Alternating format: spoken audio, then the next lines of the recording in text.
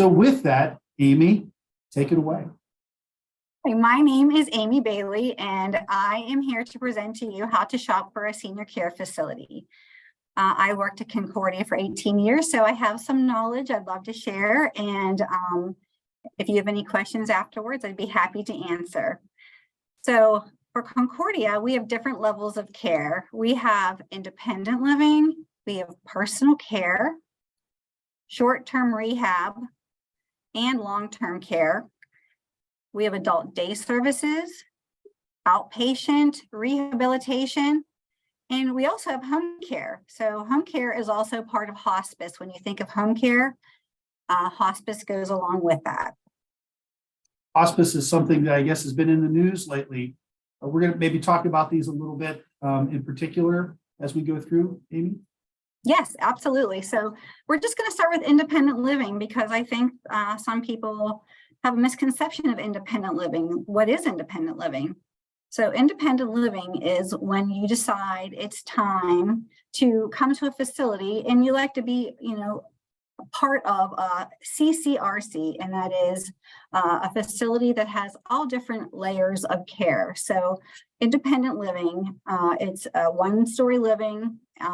It's kind of like a cruise. All of your utilities are included. You have meal options, and they have activities. And it's a nice place if you're ready to stop cutting the grass and you don't want to shovel anymore and you want to meet friends. So independent living offers all different options. There are like 1 bedroom, 2 bedroom, 3 bedrooms.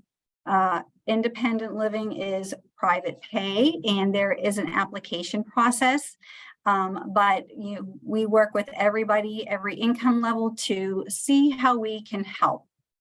So independent living, Mike, did you have any questions about independent living or anything? Okay, so we're going to go to personal care. Personal care is kind of the same thing as assisted living. People get confused all the time. What is assisted living versus personal care? Well, it's basically the same. The state of Pennsylvania changed the name to personal care a while back ago. There are some facilities that are assisted living, but Concordia facilities are personal care. And what personal care is, it's when you need a little more care than being independent. It's where there are nurses 24 hours a day. There are nurses' aides.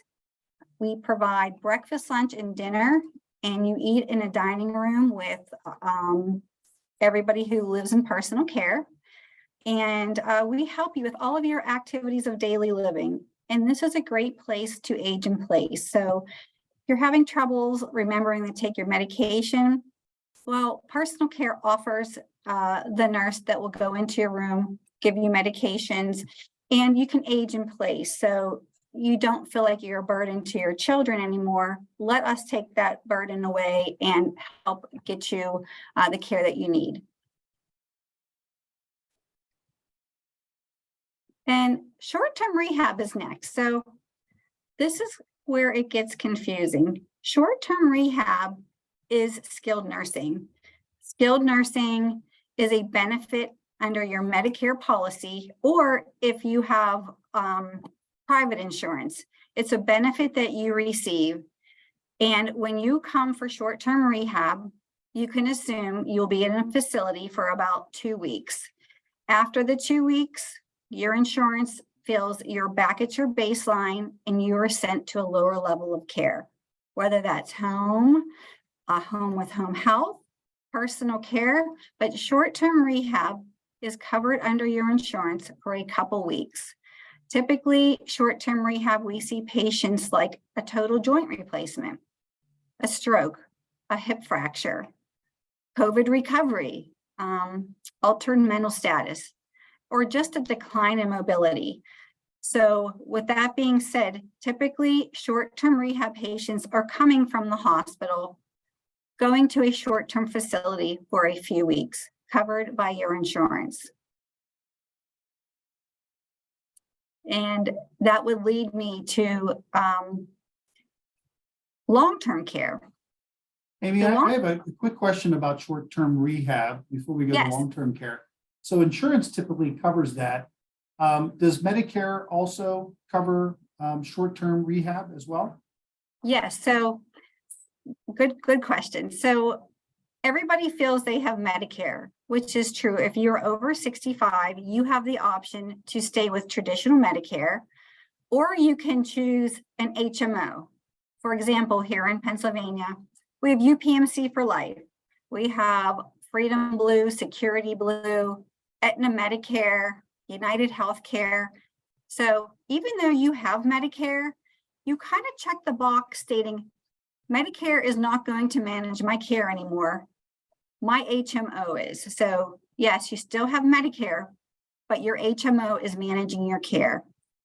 Your HMO or your Medicare is who is going to pay for short-term rehab for about 2 weeks. So the question that we always get, you can call your insurance company and they're going to tell you, you have 100 days. You have 100 days under your benefit. That's just a benefit. It's not a guarantee.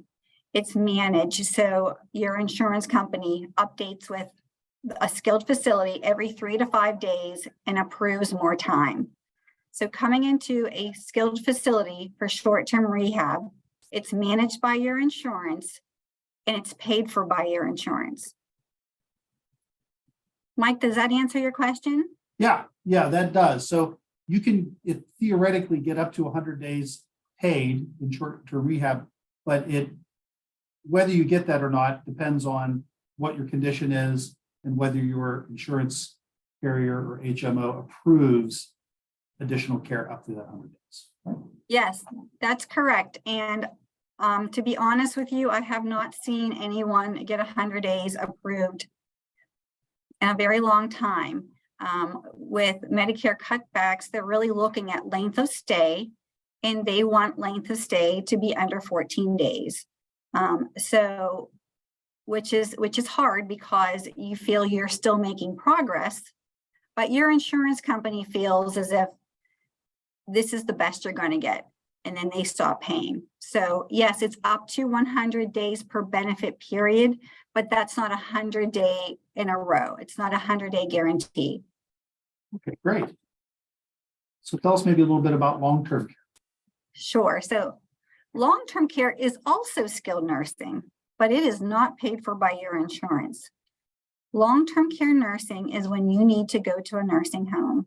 You need total care, 2 people assist, fed, toileting, feeding tube, tracheotomy. Long-term care is a very high level of care. So that can be paid for 2 ways. The first way is private pay.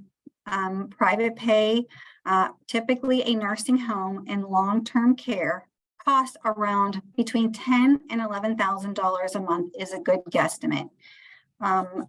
The nice thing about Concordia is when you deplete your funds, you're always part of our family, and we have medical assistance. So medical assistance is when you have no funds to pay for long-term care, and we can apply through the state to get you onto Medicaid. So I'm sorry, there is a third option for paying, and that would be a long-term care policy. So if you have a long-term care policy, it really comes in handy because they do offset the cost of long-term care. Amy, do all nursing homes have medical assistance or Medicaid as an option to pay for a resident's care? Great question. No, not every facility has Medicaid. So how facilities have Medicaid, you apply for medical assistance beds through the state of Pennsylvania. So for Concordia, we have Concordia Cabot, Concordia Villa St. Joe's, Concordia Monroeville. Our 3 locations take medical assistance. So if you are part of the Concordia family and you do run out of funds, your options are these 3 lovely facilities, and being part of our family, we would take care of you forever. And I think you mentioned the key phrase, if you run out of funds, people may not realize, but they should realize that your eligibility to have medical assistance pay for your skilled nursing depends on the value of the funds, the assets that you have in your name. So you can't have more than a certain amount of assets and still qualify for Medicaid, long-term care medical assistance. There are a lot of different words, Yes, phrases that's that you correct. refer to. Yeah. Right. So just one thought when we're talking about medical assistance, the state of Pennsylvania, they determine who is financially eligible for medical assistance. They do a 5-year look back to see if any assets have been transferred or given away. And also if the person seeking long-term care has a spouse in the community, medical assistance looks at the spouse also. They're never going to deplete all the assets because they know the spouse also will need care. So they have some kind of methodology to protect the spouse when applying for Medicaid or medical assistance. So it's Concordia doesn't decide if somebody is eligible for medical assistance. Concordia makes the application and it's the state that makes the determination. Is that right? Yes, that's correct. And at Concordia, we have a team of leaders here who help assist with the Medicaid application. So you come to us and we guide you the whole step, and we give you hints, suggestions, things that you need to do before applying for medical assistance. Okay, great. You want me to go to the next slide? Adult day? Sure. Sure. All right. Sure. So a lot of people in the community, I don't know if they're aware of adult daycare, adult day services. A lot of times you have a loved one at home that you're caring for, and it can be a burden, but we have a great solution, and it's called adult daycare. It's where you drop off your loved one Monday through Friday, or you can pick your days and times. It can be a half day, it can be a full day. And while they're here with us, we can give them a bath, make sure they're eating well, entertain them. It's a great program that I feel is underused, because I don't know if the community realizes what a great benefit adult daycare is. It is an out-of-pocket expense.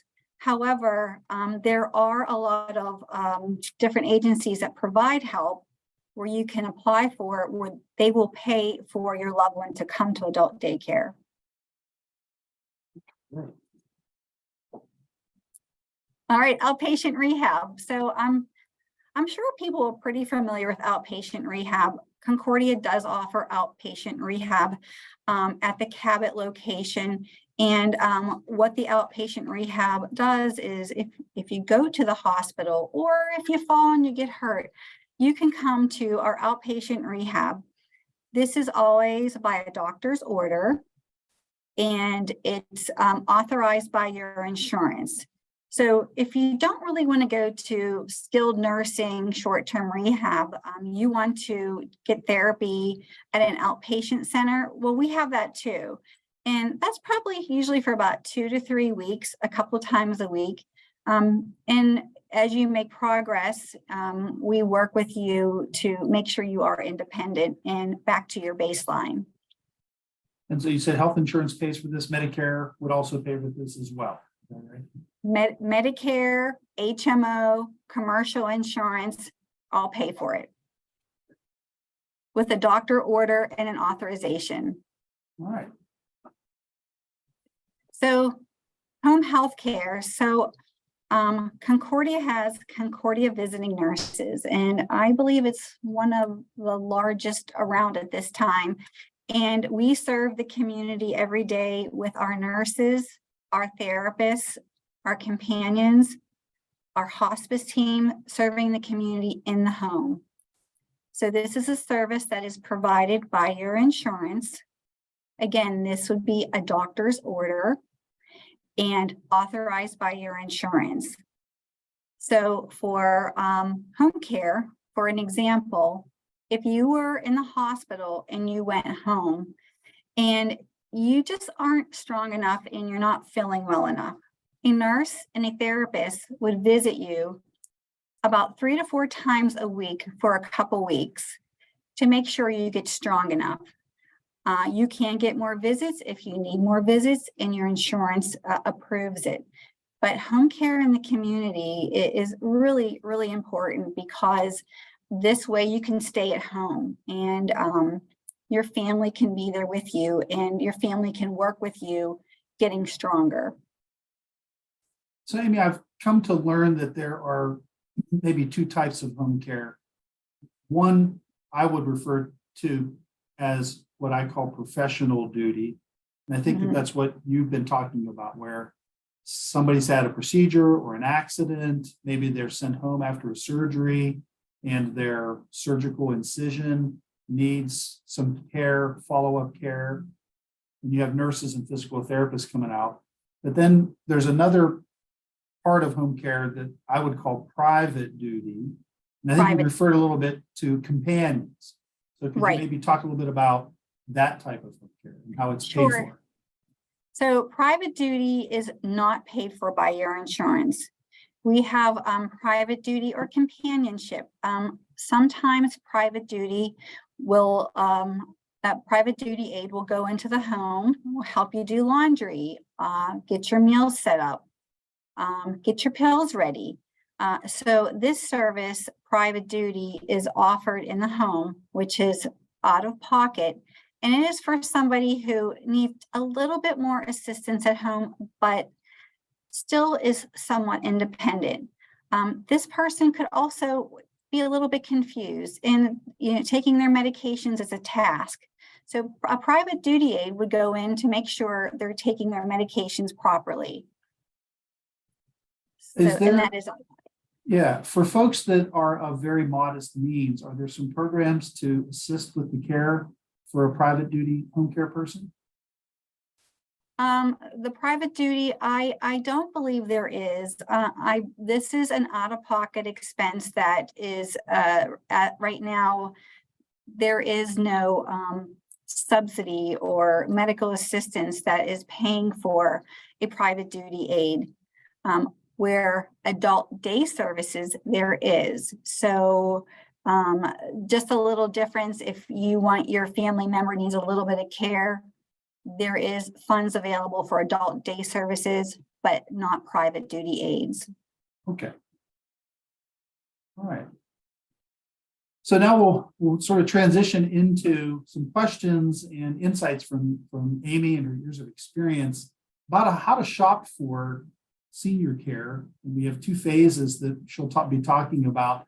Phase 1, which is sort of the planning phase. If you're thinking about this, looking in advance, maybe you're doing it for yourself, or you're helping your mom or dad, or you're a caregiver. What are the things that you might want to do to think about and plan for it? And then phase 2 would really be the act of visiting and really vetting some places. So let's see what Amy has to tell us about this whole process. Sure. So planning, it really is never too early. I feel as if so many people wait till last minute when it's an emergency. So when you're planning, or you're planning with your family, it's still their decision. They're able to make that decision. So when you're planning, you're looking and calling around, calling and asking rates. What does it cost? Or where do you think my mom belongs? Is she personal care right now? Could she be in independent living? The best thing is asking. Knowledge is powerful. So we love phone calls. We answer calls 7 days a week, and we help guide you through that process of planning. Also, costs. We have a lot of people who have long-term care policies, and in that planning phase, they need to know whether they need a rider on their long-term care policy. Did they buy it in 1989 and it's only worth $100 a day when long-term care has tripled in price? So when you're planning, what's affordable location-wise, where, if you're planning for your family, where can you go and visit them, a couple of times a week?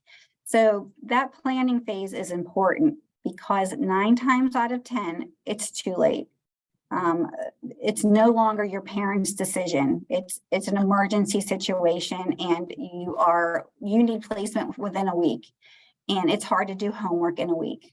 Yeah, I would say I do see that happen, and I'm sure you see it way too often, but people are trying to do this following an emergency or some type of a health event, and it can be incredibly stressful, I would think, for a spouse to do it, for their sick spouse or child or caregiver to do it. A lot of things, a lot of stuff to think about in a very, very short period of time. It is, and like when you're younger, you're not really thinking about it as much. But I have a good example. I have a lady looking for placement. She's 101. Her daughter's in her 80s. So they're both learning because they didn't plan.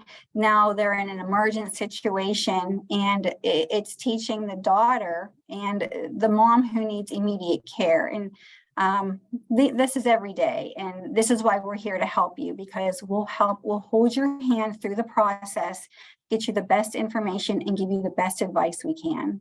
So I hear what you're saying is that if you wait until you're 101, that probably is too late, right? Yeah.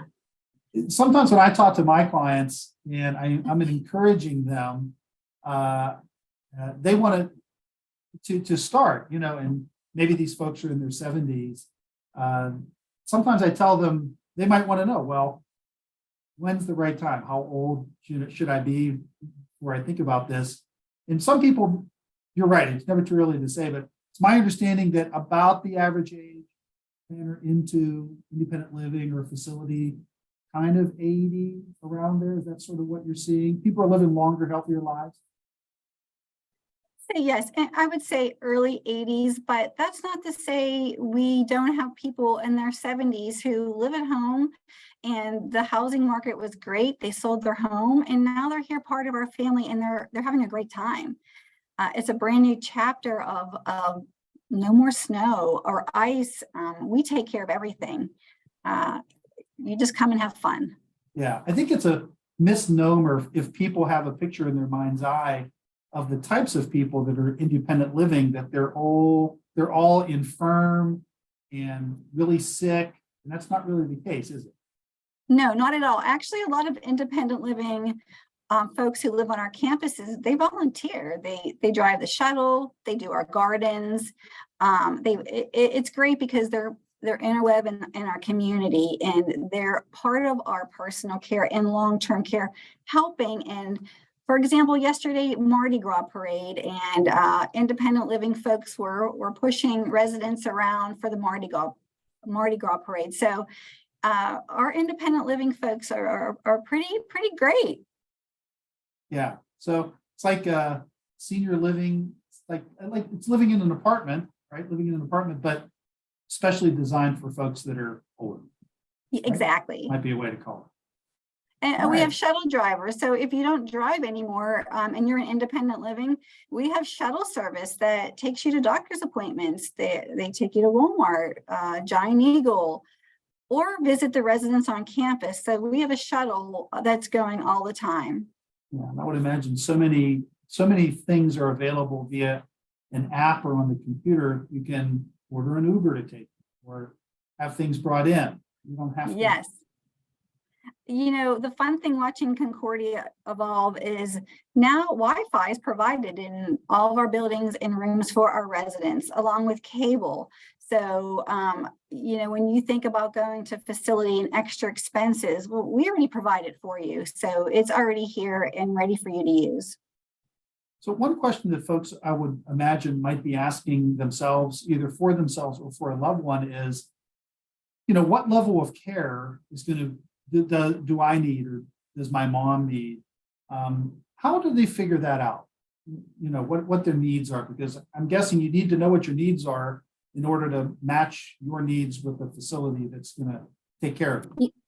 Yeah, absolutely. So, we have our independent living counselor along with personal care. So usually if you're not sure if you're mom or dad, or they need to go to independent living or personal care, we guide you. We kind of tell you, are they walking on their own? Do they need a wheelchair? So we sit down and we really do a thorough investigation with you, along with you, of really where would they be served best? Because our goal is to give the best care at the right level of care. So between the team, we are here to help you figure that out. And I would imagine coming up with confronting budget, right? What's your budget? That's something that folks should be thinking about as well. Well, for Concordia, our goal is to serve the community, and our CEO always says, the little widow in the community who truly worked her whole life, saved everything she had, but doesn't have much. That's what Concordia is about. We're here to serve her or him. But if you have assets and you are here for independent living, they have different options of buy-ins for personal care. If you don't have a lot of money, we have a subsidy program. It's called the Good Samaritan Fund. We fundraise all year round to save. So people who live here, we can subsidize, and we give them charity care. Nobody knows who is charity care and who doesn't, because it's our mission. It's our mission to serve the community. Okay. So that's definitely a question that folks should be asking, I would imagine, are there any subsidies available? What costs and expenses should I expect? Where's the money going to come from? Get some assistance now. Right. Another thing we do is, if your spouse was a veteran or you were a veteran, Concordia applies for veterans benefits once you admit to personal care. We have somebody assigned just to work on veterans benefits. If your family member served during wartime for at least 60 days, they would be eligible for a veterans benefit once their total net worth, not including their home, declines to $150,000. At that time, Concordia, we apply for the veterans benefit, so your family member can get that benefit, whether the spouse gets about $1,900 a month.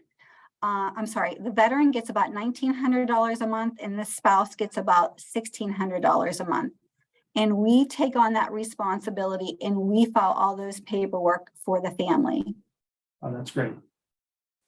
So let's see, what other things should we do? Talking to friends and family, I would imagine you'd encourage people to do that. Talk to friends and family about facilities that they know, especially your doctor. It'd be important to ask. Absolutely. And when you're talking to your friends and family, we always want to make sure we're doing what's best for them. A lot of times parents aren't ready to come. But we have different options. Come and try it for a week. Come to personal care for a week. If you hate it, you can go home. In personal care and in long-term care, there is no upfront money. There is no deposit. You pay as you go. So give us a week, and if it's not the right fit, we understand, and we'll help you find the right fit. And shop around. Go on to Medicare.gov and you can check star ratings. Star ratings are important. However, during COVID, star ratings with COVID, it just went a little bit haywire because the survey were not coming into the building. So you can always go to Medicare.gov, look at star ratings. You can and ask your friends, senior centers, and get other people's advice. Yeah, my in-laws resisted moving from their home to a personal care facility for quite some time, although my mother-in-law's physical condition kind of forced that decision upon her. But once they transitioned in, they were in good enough health that they were able to make a successful transition. But I sometimes, when I'm encouraging folks to start shopping, it's not too soon. I always tell them that a successful transition is going to be more likely if you don't have a critical medical need, right? And if you're cognitively, right, you have the mental ability to transition in and get adjusted to a new life situation. Do you think that those Absolutely. are important? We see hip fractures every single day, tripping over the throw rugs, falling on the ice, tripping on the cat every day. And then once that happens and you come to skilled nursing for rehab, then you need to transition to personal care, because a lot of times at that point, you might be non-weight bearing or different conditions that you can't get home. When you plan, you still have that, you can still make your own decision. It's not forced upon you. So Mike, I totally agree.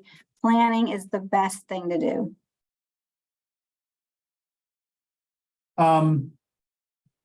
Questions.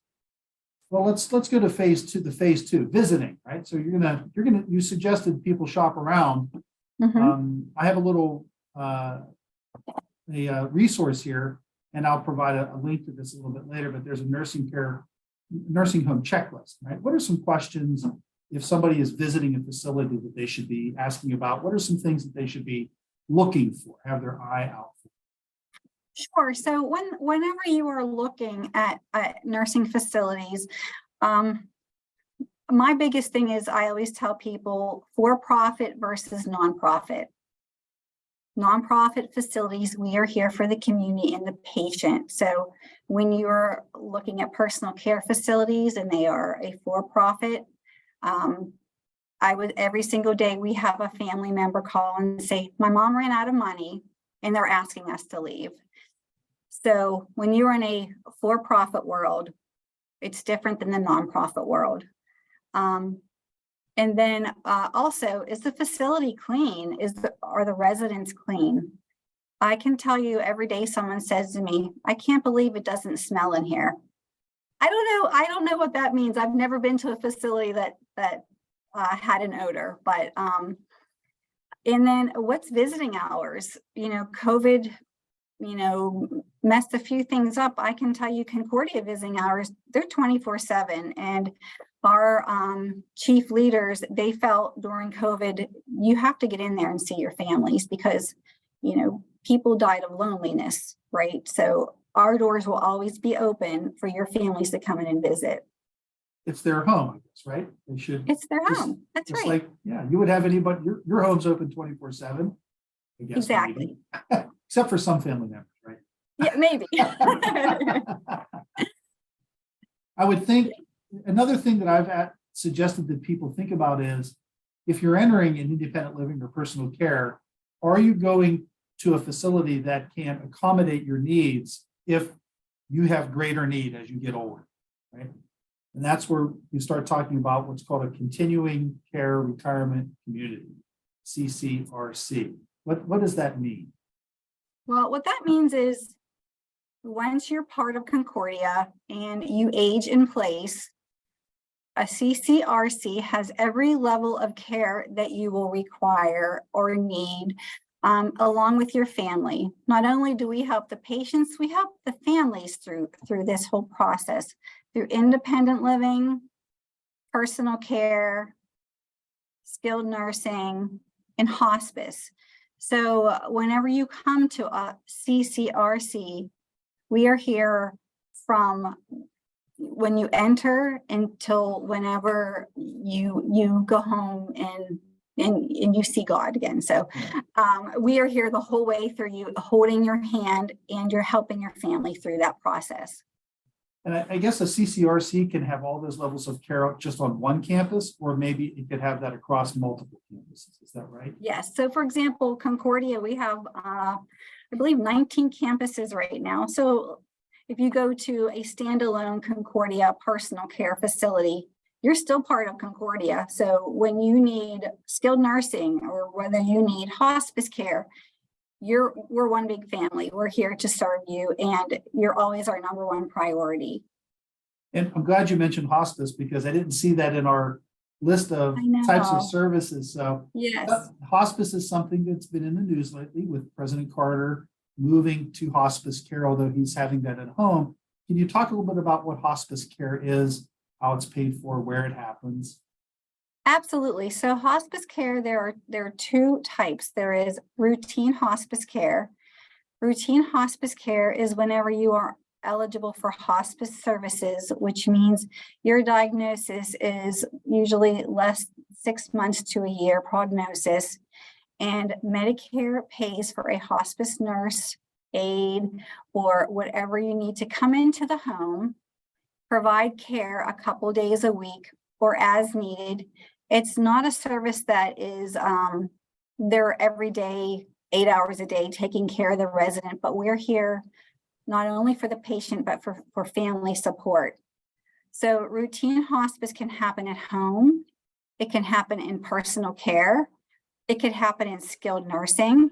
And it's an extra layer of comfort, an extra layer of hands, an extra layer of someone to talk to about what's going on with your family member.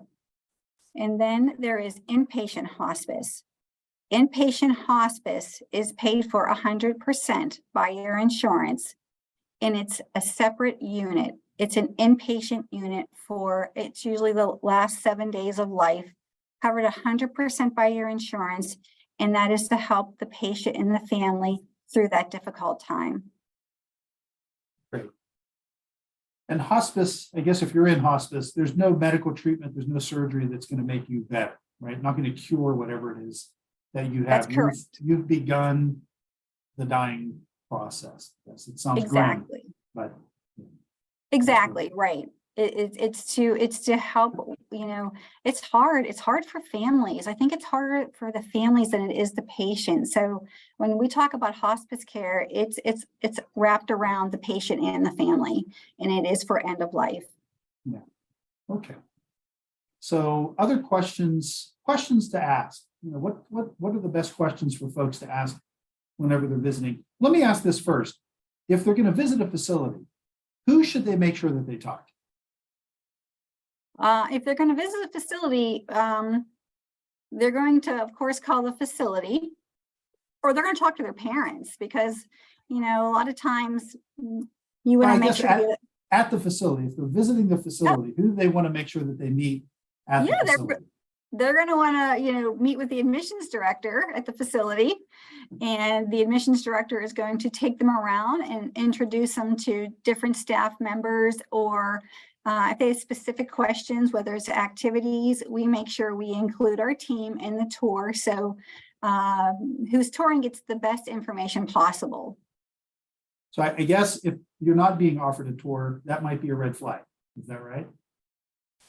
You mean if you're not being offered a tour, as in, we tour everybody, it doesn't matter. So we tour 7 days a week, and there's a team of 12 of us, and we love it. Yeah. So somebody visiting a facility, when they're considering it, should expect to be given a tour. Absolutely. Yeah, absolutely. Well, and I'm not talking just about Concordia, but in general, if you're shopping and you go somewhere and they don't want to give you a tour, that might be a problem, right? Yeah, usually. Yeah. I mean, not to sugarcoat it, but a lot of facilities, not Concordia, but their staffing issues are problems. Maybe a nurse might tour you, but if you come to Concordia, there will always be an admissions coordinator to tour. But other facilities, if they don't want to tour you, I don't know, what are they trying to hide? I don't know. Well, that's what people need to know, right? Is what they should expect. Because if you've never gone to visit, you don't really know what to expect. And I think in everything in life, there's good, better, and best, right? Yes. Best would be you should expect to have a tour of the facility, right? And exactly. Maybe even meet the administrator or the director of nursing. It shouldn't be prevented from at least meeting those folks. No, even talking to residents, I always encourage when I'm touring, if I see a resident, I'll say, so how do you like it here? Be my spokesperson, because they're the ones who are living here every day, and, they give their honest opinion. I went to bingo and they didn't have Tootsie Rolls as prizes this week. So it's funny to hear their responses, and it's very endearing. Yeah, my mother at 75, her filter is gone, so I know exactly what you mean. Exactly, yes. Should they be asking about turnover in staffing? Is that a question that you should be asking about if you're visiting the facility? So yes, something I think people don't realize, personal care, you don't have to have a nurse there. A lot of places that they have med techs, which is an aide trained to disperse medications. So when you're touring, a good question is to ask, do you have a nurse that is in the building at all during the week? It's, sometimes people are looking for a higher level of nursing care than just an aide taking care of mom or dad. And how many patients is the nurse and the aide, are they going to be providing care for? Is there one aide for 100 patients? So nursing ratios are always important. What's a good ratio? I would say, between personal care and skilled nursing is always double to triple because the acuity of patient is much higher.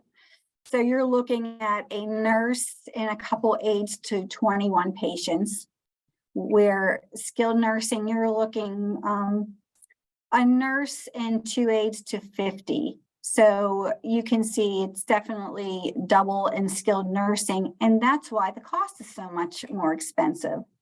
But not only are there the nurses and aides, there's a whole ancillary supply of people in both locations.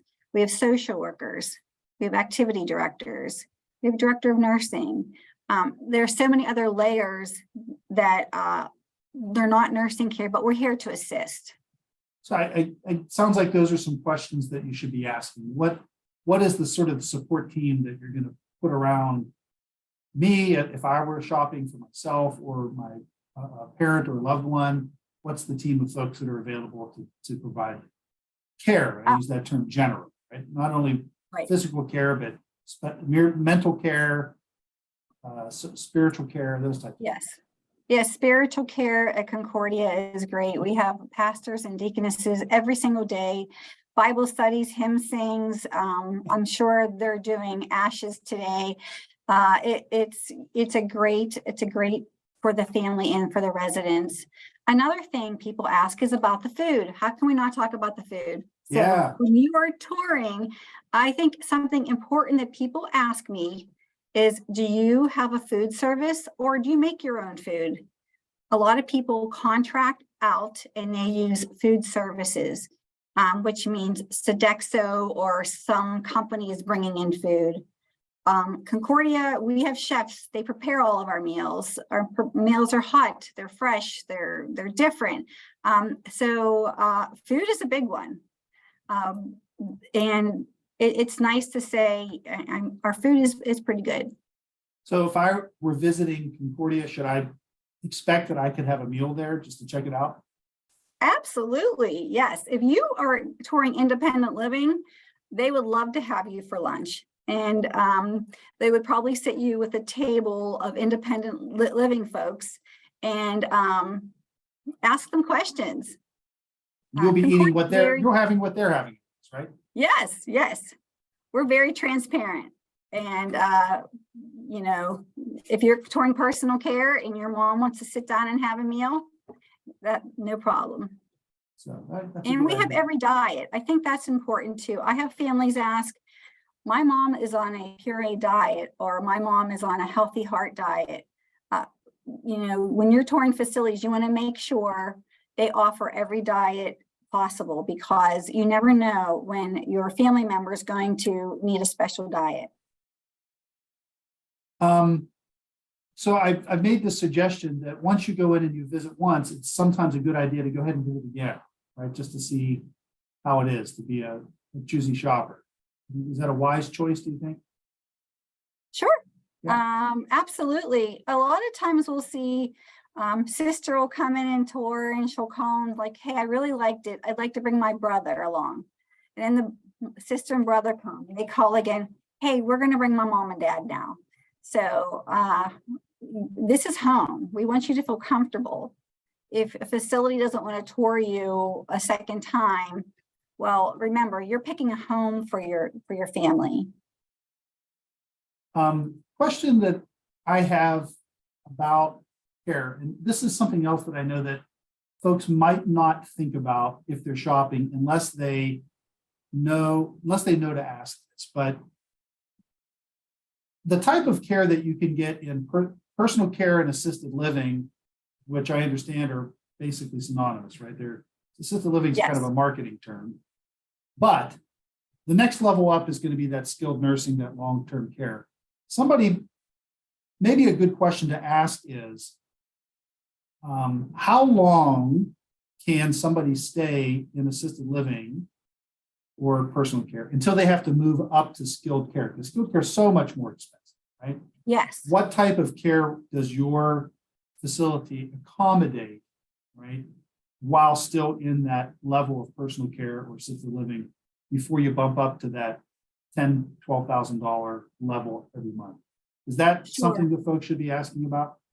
Yes. So kind of like our rule of thumb is, as long as your family member can turn, transfer, pivot.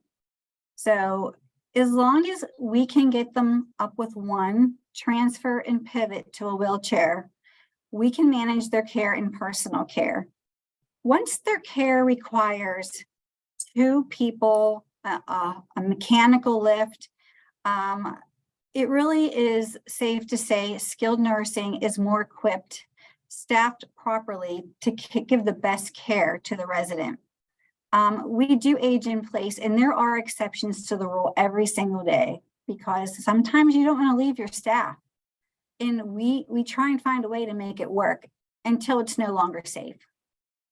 Yeah, I think it's important for folks to, when they're considering a provider, that their loved one or themselves will be able to stay at that level for as long as possible, because it's a big jump up in expense between assisted living, personal care, that level, and then care above that at skilled nursing. A significant jump up, right? Yes, it's about double. So, I mean, our goal is to keep and to age in place as long as we can. Again, quality of care is what's important to us, our residents, and making sure we're giving the correct care at the right level. So we work together with the family with that next step if we feel it's needed. Okay. So I'm going to leave these additional resources up for folks to jot down if they would like. And then why don't we go ahead and answer a few questions that we have here. Allison is asking, are you in North Carolina? Not yet, right? Concordia is not in North Carolina. Hey, not yet. Maybe one of these days. You never know. So Allison also asks a question, and I know this will be a complicated answer, but I have faith in you, Amy, to ask this. She's asking about this concept of the 3-day stay in the hospital as it relates to Medicare. Can you talk a little bit about what that means? Sure. So during COVID, the 3-night qualifying hospital stay is under a waiver, and it went away for a while. So which means if you have Medicare, you did not need a 3-night qualifying hospital stay to go to a skilled nursing facility for rehab. However, in May, all the waivers are going away. So in May, you will need a 3-night qualifying hospital stay to go into a skilled nursing facility. We are hoping and praying that the president sees value in eliminating that 3-night stay, because it's silly for your loved one to sit in the hospital for 3 nights while waiting to go to a skilled nursing facility. Now, I know that you carefully use the phrase qualifying stay. So why is that important? Because not all stays in the hospital are the same, are they? They are not. Some are a qualifying hospital stay, which means that they are actually admitted. But hospitals have found a little loophole, and they put them in observation. If they put them in an observation status, it is not a qualifying hospital stay. It is more of an outpatient stay. You are paying for that stay a la carte under your insurance. The qualifying stay means you're actually admitted. So you could go to the emergency room and then they move you to a room or outside of the emergency room, but that doesn't mean that it's a qualifying stay, is that right? You have to be actually admitted. So that'd be a question that if you're wondering, that'd be a question that you want to ask. Have you actually been admitted? Yes. Okay. And so Anna is asking if these services apply nationwide. Your facilities are in here in the Pittsburgh area, right? You're in Allegheny, Beaver, Butler County, Washington County. I think you have hospice as well, if I'm not mistaken. And then you have a facility in, is it Copley, Ohio? Copley, Ohio, right outside of Akron. Right outside of Akron, and then a facility in Tampa. You have a Yes. facility down there. So that's where Concordia is. But a lot of the things that Amy is sharing with you, I think would apply generally, no matter where you are, if you're dialing in and observing from a different state. Would you say that's about true, Amy? I would say that's accurate. Again, as I mentioned before, profit versus nonprofit. When you're looking at a nonprofit facility, you're going to get much more resources than a for-profit. So that no matter where you are, profit versus non versus for-profit is a big difference.